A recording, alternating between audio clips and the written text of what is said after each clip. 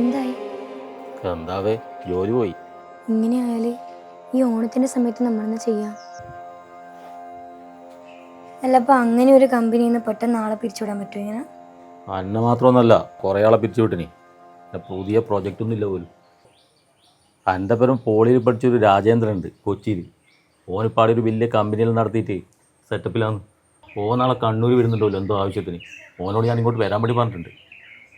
ഭക്ഷണം നമുക്ക് പോറ്റി ഹോട്ടലിൽ ഞാൻ ഏൽപ്പിക്കാം.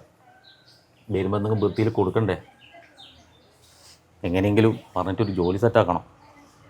അത് സാരമില്ലപ്പാ, ഒരാളില്ലേ ഉള്ളൂ, ഞാനാക്കിക്കോളും.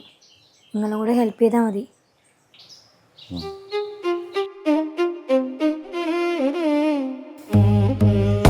എന്തെല്ലാം ഉണ്ട് എന്ന് പറഞ്ഞാലും വീട്ടിൽ ഇലയിട്ടുള്ളൊരു ഊണ് അതിൻ്റെ അത്ര ഒന്നും വരൂലടാ.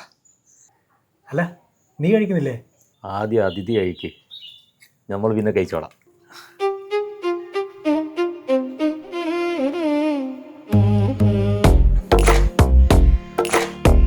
പിന്നെ അനക്കിപ്പോൾ കമ്പനിയിൽ വലിയ റിക്വയർമെൻ്റ് ഒന്നും ഇല്ല. എന്നാലും ഞാൻ നോക്കാം കേട്ടാ.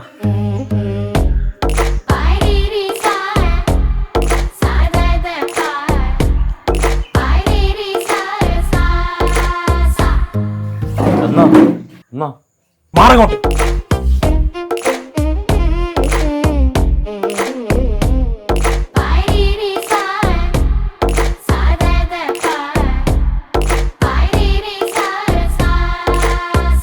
ആരെയും ഭക്ഷണം ഉണ്ടാക്കിയേ?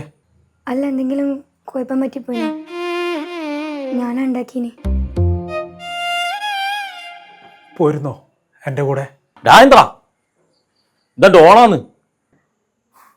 സോറി, ഞാൻ ഇതിൻ്റെ ഒരു ഹാങ് ഓവറിൽ പെട്ടെന്ന്.